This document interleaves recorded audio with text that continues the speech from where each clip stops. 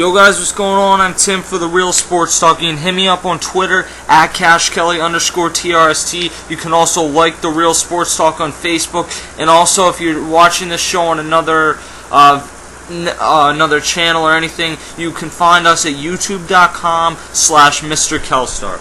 Game 1 of the Eastern Conference Finals just wrapped up, and the Miami Heat took care of business 93-79. They got off to a fast start, and there were certainly some questionable calls that went their way. The Celtics as a whole, I believe, got 5 technicals tonight, and really only 1 or 2 of them made any sense. The one against Doc Rivers made absolutely no sense. The one against Kevin Garnett, I guess you can justify for him with the delay of game. I just don't get why you really call that. I thought the reffing in the first half was very poor, and in the second half it really didn't come into play, and I think that that's a good thing for the NBA that this game ended up being with a decent distance for the Heat to win, because I think, and justifiably so, if this ended up being a close game, that a lot of people would be saying, you know, did the refs end up costing the Boston Celtics a chance to win this game? And ultimately, the game was not close enough really for anyone to have that discussion. At half now, it got very close. It was a close game because the Celtics went on a run in the second half, or in the second quarter, I should say. They hit a few big threes, and all of a sudden it was a really close game. In the third, though, the Miami Heat just took over. In the fourth, Dwayne Wade. Really, the third was LeBron James, and the fourth was Dwayne Wade. And overall, those two together have just been absolutely tremendous in these playoffs.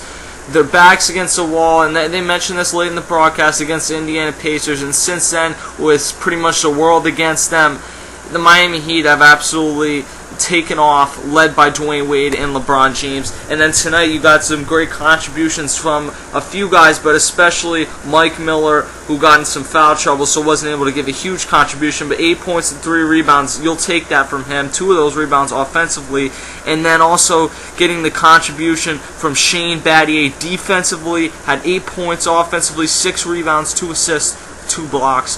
And then for the Boston Celtics, Kevin Garnett had 20 points. He's shooting well, jump shooting wise, but he's got to drive more. Without Chris Bosh in there, this team should be using that advantage more than they are. Paul Pierce only had 12 points, 5 of 17 shooting. He has played terrible in these playoffs. I'll put it that way. Paul Pierce has, out of the big 4, or out of the big 3, because I'll give Ray Allen a pass because he's hurt. Paul Pierce has had, he hasn't been effective really at all. You've seen Rajon Rondo at big games. You've seen Kevin Garnett at big games. I can make an argument. Brandon Bass, I know he played awful today, really. 2 of 7, only 4 points. But he's been just as valuable offensively in the playoffs. Leave me your thoughts on this. Do the Celtics, are they in this series? I still think it's like a 6-game series for the Miami Heat here. But leave me your thoughts, and I'll see you guys later.